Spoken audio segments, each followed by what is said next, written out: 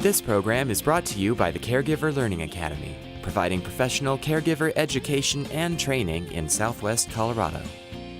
I'm Roger Zalneraitis with the La Plata Economic Development Alliance. If you're looking to start, own, or grow a business here in La Plata County, the Alliance is your go-to resource for everything from finance to marketing to finding space.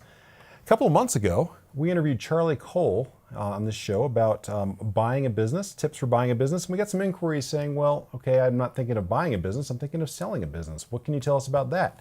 So today on the show, we have Jennifer Sokol, who is a business intermediary with Cole & Company. Jennifer, thanks for being on the show with us. Thank you, Roger. And so you actually work with Charlie, huh? I do. So if I'm a business owner, when's the right time for me to start thinking of selling my business?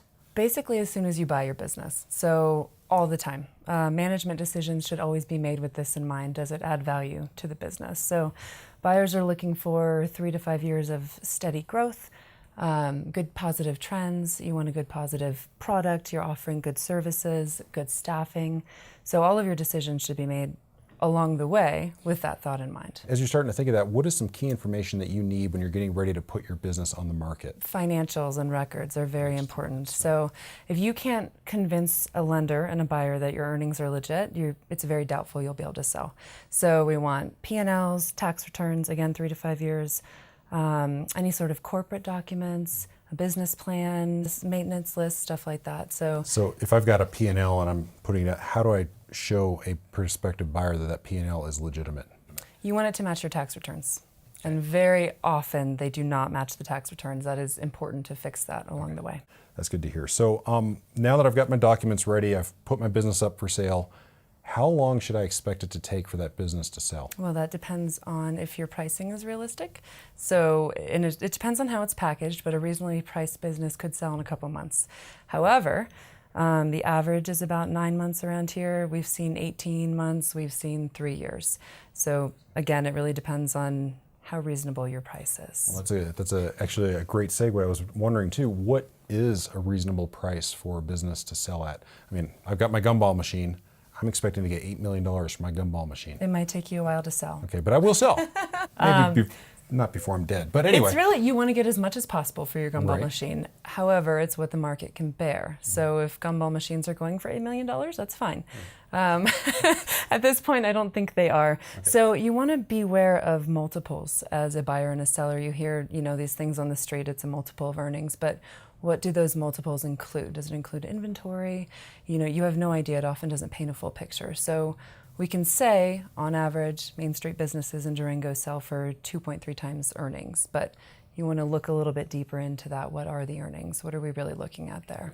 You want to know if that multiple included inventory in the earnings or not. So really, we're trying to get a good economic picture of what kind of earnings the business creates. That's what we want to know. And one of the old sayings in dating, of course, is the Mr. or Miss Right versus Mr. or Miss Right Now. So when it comes to selling your business, you want a realistic price.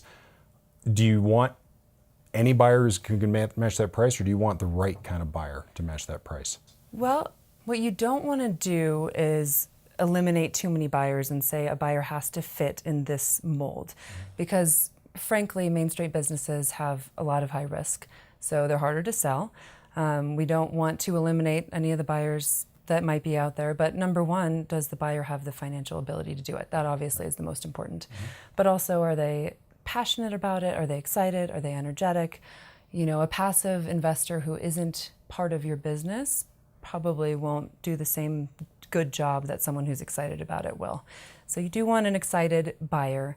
But like I said, you don't want to eliminate buyers that are out there either. It's funny. I'm kind of a data geek, so I like analytics. I like numbers, and I keep hearing though on the show when I'm talking to people who do analysis to figure out what the price of a business is or bank loans.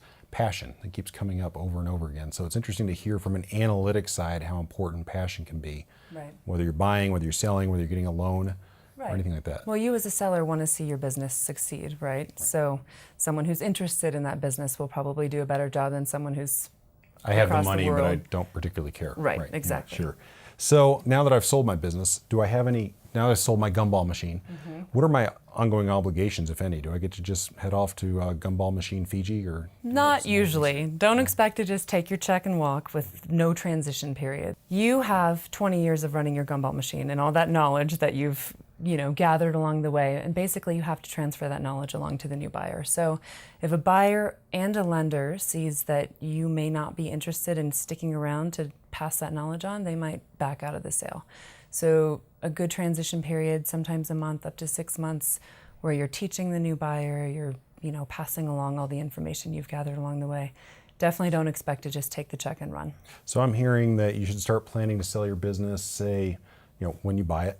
Yes. You're looking for steady, positive trends, Yes. 3 to 5 years of good revenue growth, that you should be in it for the long haul, not just up to the sale date, but 1 to 6 months afterwards. Are there any other things that people should be aware of watching this show about selling a business? Paint an honest picture of your business. No business is perfect. The more honest your presentation is, the more likely a sale is. Don't expect that you have to cover things up and make it look perfect, because that's not reality. It's not going to scare a buyer off if you say, here's a something where we had problems. There's no such thing as a perfect business in general, so be honest. Great. Well, Jennifer, thank you very much for your time today. Thank you so much. Again, I'm Roger, and if you want to see this episode again, or you want more information about buying or selling your gumball machine or your business, please feel free to look us up at yeslpc.com or call us at 259-1700. Have a great day.